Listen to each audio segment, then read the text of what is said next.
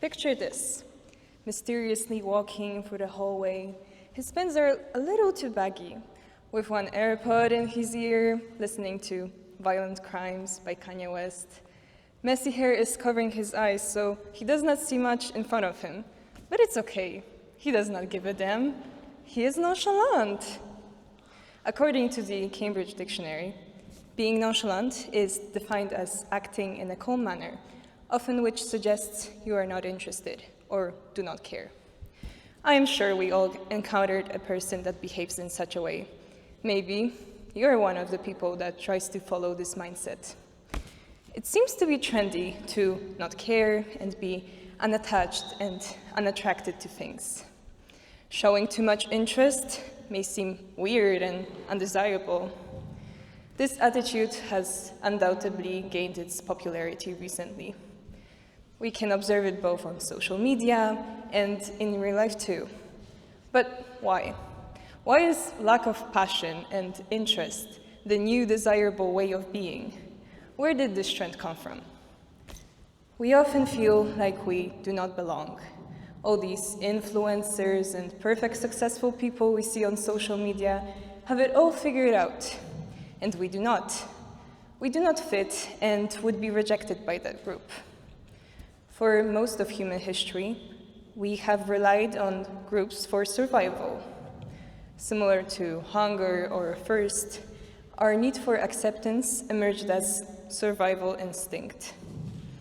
After millions of years of natural selection, we humans still struggle with facing rejection. It is, unfortunately, still painful, not only metaphorically, but also physically. In 2003, Naomi Eisenberger and her team demonstrated that social rejection activates two regions of the brain which are responsible for the perception of physical pain. Therefore, when you catch yourself avoiding circumstances where you could be rejected, your brain probably is not just trying to avoid these unpleasant feelings linked to being rejected, but also to simply run away from this pure physical pain of a broken heart or injured ego, which apparently doesn't differ much from pain of a broken limb.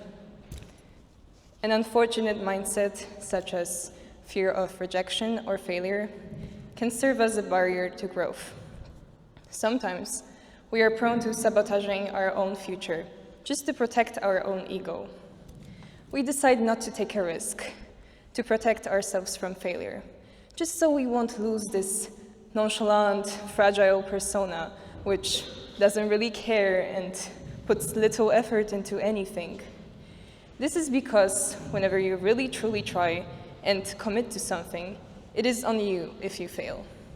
If you never really try, never give anything a shot, you cannot be disappointed or rejected.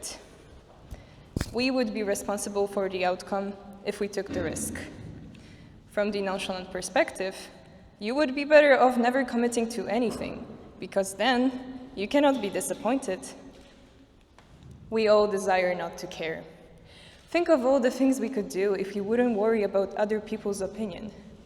Without caring, we wouldn't feel the pain of rejection.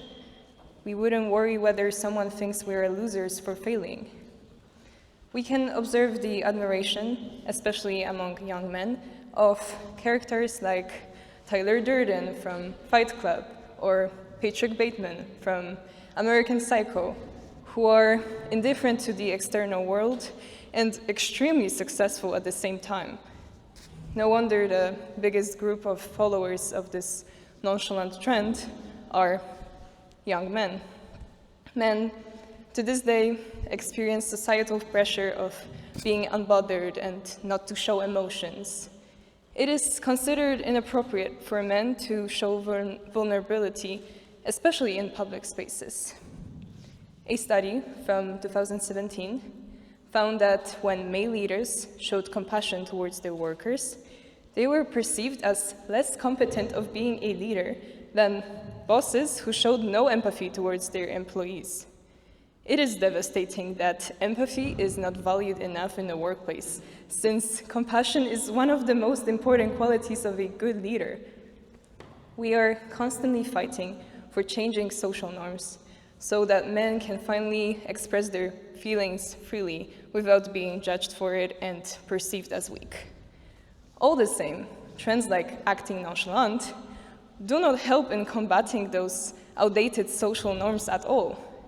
In the contrary, they encourage young men to hide their emotions and empathy towards others and to protect themselves from failure or rejection by not taking a risk or even making an effort.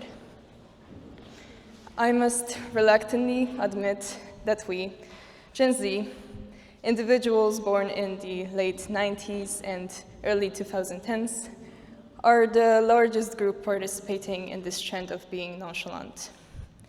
Being infamous for unfortunate dating life and creation of incel culture, which means involuntary celibacy, it might be one of many sources of this nonchalant behavior among this generation. But this just leads to a vicious cycle of men and women who do not want to show vulnerability and think they need to uphold a certain stoic image, which is then stopping them from having a relationship that they seek and want.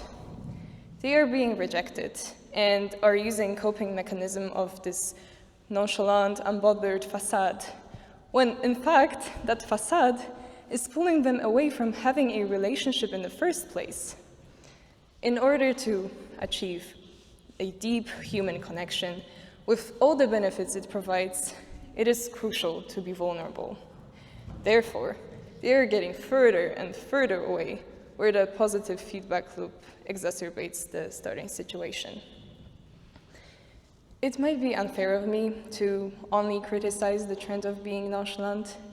I believe that it is partially inspired by Stoicism, philosophy that teaches us that we should focus on ethical self-improvement and emotional discipline in order to achieve true fulfillment. Similarly to the nonchalant mindset, many ancient Stoics believed that we should have a detached view on our emotions to not be carried away to despair. As famous ancient Stoic Epictetus said, happiness would be found in only worrying about the things that are in our control and letting go of the rest. This mindset might be very helpful in overcoming stress and unwanted negative reactions to the unpleasant feelings. However, we should remember that, conversely to being nonchalant, ancient Stoics didn't repress their feelings, but they analyzed them and decided on whether they want to react to them or not. I propose to listen to your feelings wisely, even if they are unpleasant. Sometimes, by those feelings, our body tries to communicate with us whether something is off. If we repress our feelings, especially the unpleasant ones, how would we be able to know whether we are on the right track? For example, whether we are in a toxic or in a loving relationship, or even what are our actual needs and wants. Although we all will never not worry like Tyler Durden, and broken heart or our fragile ego will always hurt when something or someone did not live up to our expectations, there is still hope that we can improve our skills and learn from our failures.